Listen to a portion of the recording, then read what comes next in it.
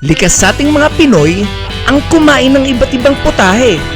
Nasa gilid ba ng kalsada, tumpukan ng maraming tao, at kahit abutan ka man ng gabi, basta ramdaman mo ang cravings mo, tiyak ikaw ay mag-food trip. Tulad ng mga iba't ibang kulay at lasa ng mga sushi na to. Ang sarap ng lasa, hindi siya yung parang buwanggag sa loob. Sabayan mo pa ng mga pagkaing mayaman sa pampaganda ng kutis. And ang chicken feet is rich in collagen. Chop. 3 pieces ng paa ng manok is 100 pesos. Siyempre, hindi rin nagpapahuli ang mga pagkain nagpapakiliti sa tamis. Ang nagpa-cute lang talaga sa amin dito is itong toppings niya, itong Jelly Ace. Yan yung matcha niya sa loob, yan yung flavor niya. 13 toppings siya, kaya sobrang naghalo-halo na yung tamis din niya. Eh, ang kumakalay-kalembang na green bell pepper, makakain mo pa ng sariwa? Eto, bell pepper na lang, gusto mo? Kaya naman tara na dito sa sikat na kainan sa kalsada na matatagpuan sa Sampaloc, Manila, ang Fusion Alley.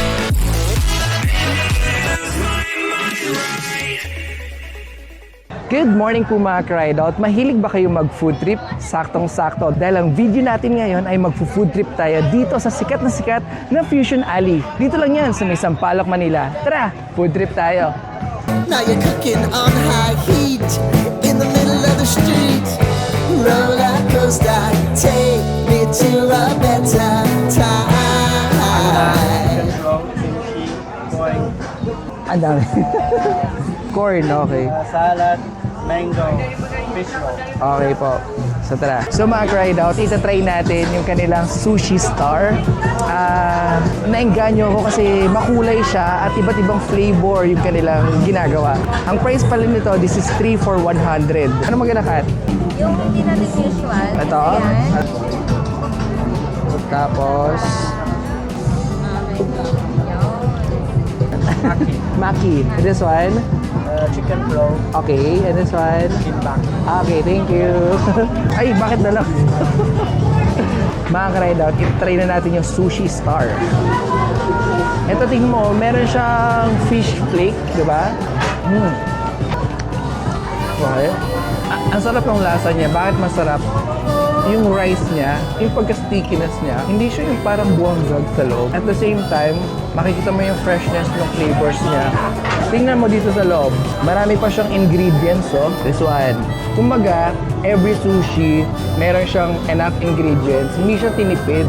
At makikita mo yung stickiness ng rice. Tignan natin. Fresh yung mga ingredients na ginamit sa kanya.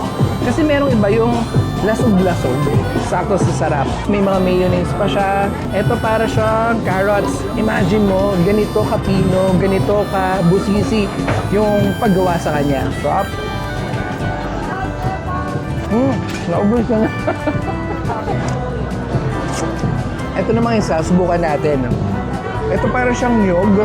Ngayon ako nakakita ng ganito, tapos may mayonnaise siya sa taas, tapos may mga carrots siya sa loob. Imagine mo, di ba? Ang liliit ng mga ingredients na pinagsama-sama sa isang sushi. Ito pala, pipino. Sarap. Noong unang pagkakita ko sa nila, sabi ko, wow, ang colorful nila. Ang daming flavors, iba't ibang klase. Imagine, ginawa nila yan isa-isa. Sobrang matrabaho yan. Binigyan ng effort ang paggawa sa bawat sushi na to. This is 3 pieces for 100 pesos. Dito lang yan sa may Sushi Star sa may Fusion Alley. Your highline with the roller coaster of life. Yeah. It's time to all choose your timeline on the roller coaster of life. Nakita ko binipilahan siya, kaya naman subukan natin. At nakita ko yung ingredients na ginagamit. Green bell pepper siya. So try natin. Something curious sa ating paningin. At maybe curious din sa panlasa natin.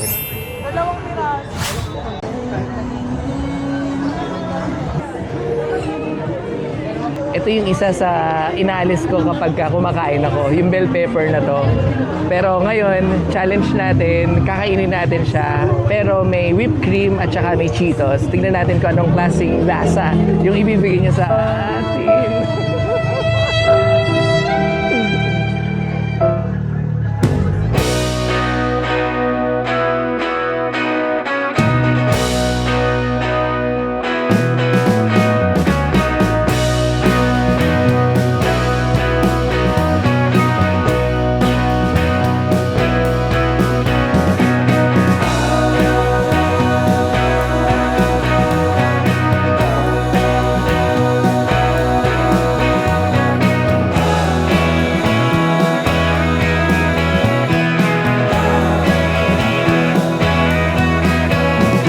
try it out. Ito yung tinatawag nilang green bell pepper with whipped cream and Cheetos. Mahaba yung pangalan niya, di ba? So tara, subukan natin kainin. At ano nga ba yung lasa ng green bell pepper na nilagyan mo ng whipped cream, na nilagyan mo ng Cheetos? So basically, yung kanyang presentation is bell pepper, yung pinaka-holder niya, whipped cream sa loob, plus yung Cheetos.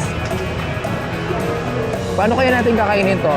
Feeling ko dapat i-press mo muna to para hindi tumapon. Ay, Diyos ko Lord, green bell pepper. Woo!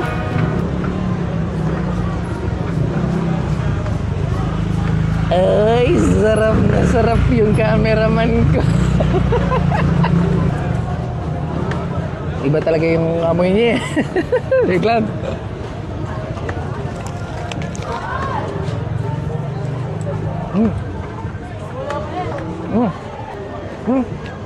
Actually, masarap siya. Parang pakla nung green bell pepper, binabalance nung whipped cream. Di ba pag kumakain ka ng pizza, may bell pepper doon? Ganun na ganun lang siya. Very plain lang yung pagkapakla nung green bell pepper. Ang ginagawa ko para hindi malaglag, pinipress ko lang siya.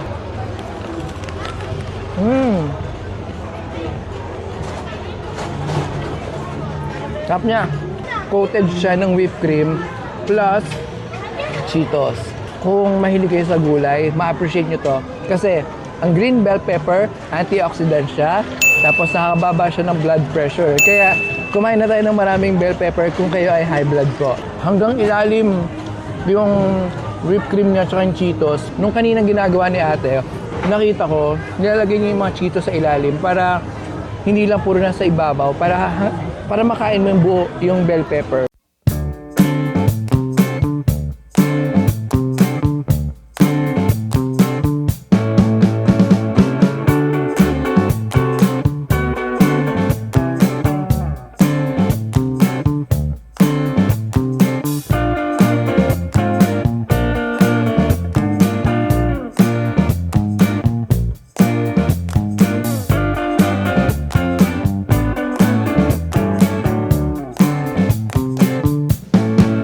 Stress naman dyan.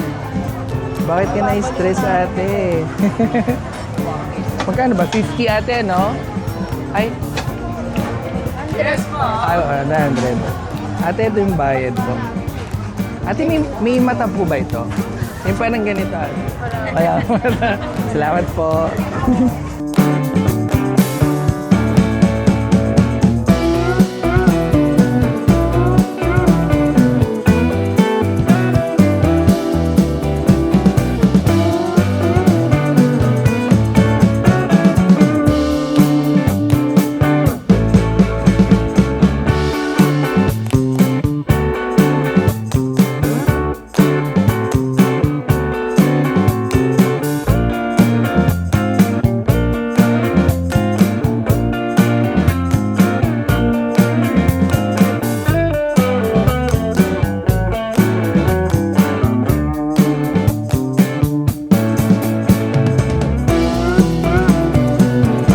Mga ka-ride out, 13 toppings yung nilagay dito. So, pag pauwi, lalakarin namin mula Legarda hanggang Marikina, Pasig Station para matunaw lahat ng kinain namin na matatamis dito.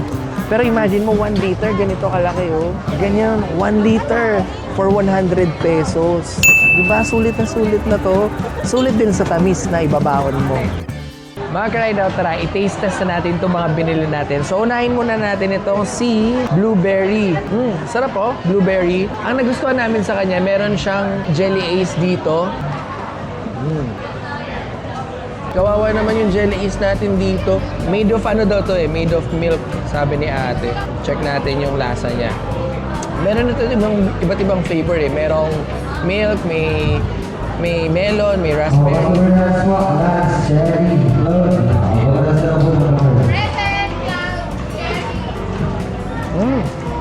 Ang sarap ng jelly ace. Sarap magbukbang dito ah. Tapos yung pagkakagawa sa kanya, made of ice, crushed ice, pero hindi siya masyadong cracked. Ito pala, isang baso na ganito is 100 pesos. Ang nagpa-cute lang talaga sa amin dito is itong toppings niya, itong jelly ace na gawa sa milk. Masarap siya. Matamis siya, pero hindi siya sobrang tamis. Kaya color blue to kasi blueberry yung ating in-order. Yung in-order ni Kat is melon. Itong green is melon flavor naman. So kung curious kayo, pwede nyo siyang subukan. It's unique, yung kanyang lasa, and then yung kanyang presentation din. Ito yung jelly ace, ganito kalaki. Papakita ko sa inyo kung gaano kalaki. Kung gaano siya cute kanina, nawala na yung itsura niya ngayon. I'm so sad. Next natin ito try itong Xiaolong Bao na may different colors with different flavors. Tara, balita ko, masarap to eh. So, tikman natin itong green kung anong flavor niya.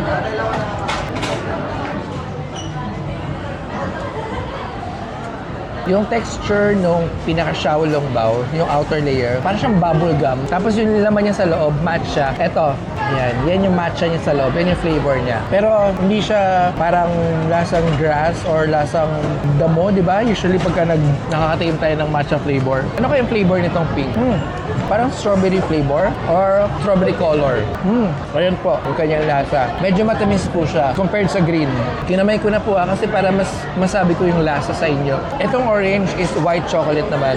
Parang puro matatamis yung flavor niya. Ayan, white chocolate. Itong yellow, tignan natin kasi parang bumubula-bula yung lumalabas sa kanya. Ano to? Ube. Ube flavor. Ito yung feeling niya sa loob. Kaya yung pinakalaman niya. Itong last, chocolate flavor siya. Kaya yung chocolate niya. Pero yung pagka-chocolate niya, hindi siya sobrang tamis. Kung may mga kapatid kayo mas bata or mga chikiting sa bahay, feeling ko mas magugustuhan nila yung mga colored Xiaolong Bao na to with different flavors, with different colors, different feeling. Para sa akin na hindi mahilig sa matamis, okay na matikman ko siya. At least nakita ko rin yung presentation na ginawa sa kanya. Sa flavor, okay lang. Siguro kung i-rate ko siya 1 to 10, I can give this 6.5 for the colored Xiaolong Bao. Iti-taste test na natin itong binili nating 1 liter na Milo with 13 different assorted mega super duper daming toppings. Sama natin ngayon si Lem. Favorite mo ba to? Medyo. Alam mo, ayaw mong masira yung decoration ng food.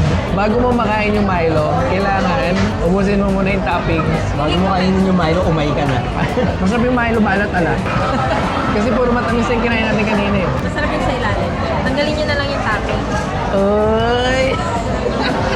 Ito yung marshmallow niya. Ang price pala nito is 100 pesos. Masarap yung ibabaw. Nakakaumay. Ito, apa na maliit ito. Made of crushed ice. Itong ating 1 liter thick Milo. Ititigan ko na lang kayo. Hindi na masyadong matamis yung Milo, no? Pero kung isa lang kayong kakain nito, hindi siya advisable. Sobrang dami. Dami. Kunin mo na. Ito masarap to.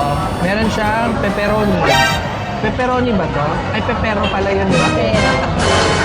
Sobrang nakakabusog siya. Tatlo kaming kumakain ngayon dito, pinagsasaluhan namin.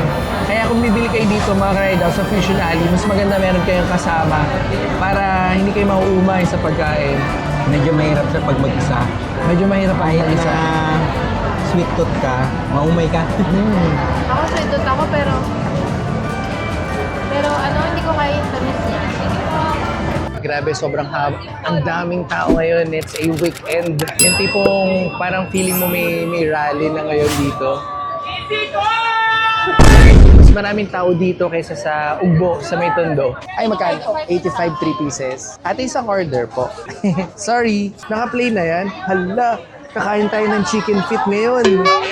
Okay na ta, thank you. Wow!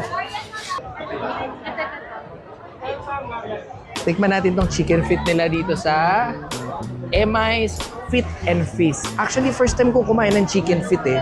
Matitikman natin siya. First time ko. Oh. Ay, sarap na naman siya. May kuko pa. Actually, masarap siya, malasa. Akala mo kasi nung una, parang walang laman yung paa ng manok. Pero this time, tingnan mo. And ang chicken feet is rich in collagen. 3 pieces ng paa ng manok is 100 pesos. Wala kang mangunguyang buto. Puro daliri. Tapos, tingnan mo yung sauce niya, oh. Sobrang dami. Pwede ka magpalagay ng hot sauce din. Sarap. Isang overload ito. So mga cried out, kakain tayo ngayon ng Hungarian overload. Halo-halo na. This is 100 pesos lang mga cried out. Tara, check na natin kung masarap ba at kung talagang mabubusog ba tayo. Kasi we are hungry na. So unahin natin to. Ay! Ay! Ay!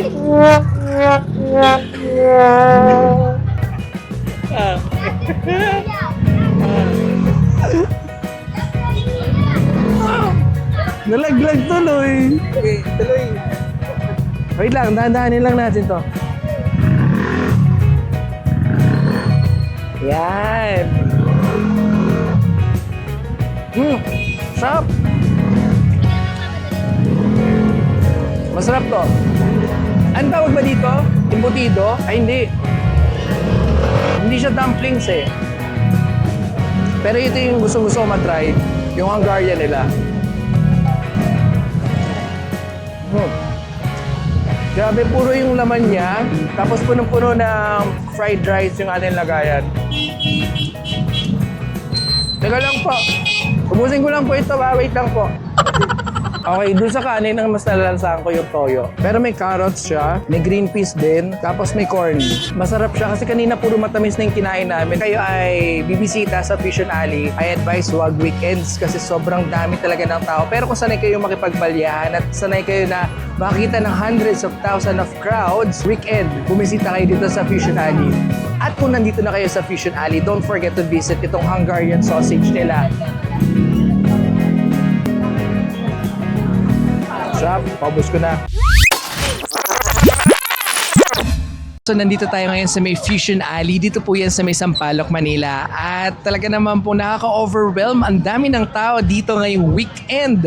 As in, super dami. Kasama natin ngayon si Lem and si Kat. So, Lem, dun sa mga previous na kinainan natin, sa food natin, ano yung ina-expect mo? First time mo ba ngayon sa Fusion Alley?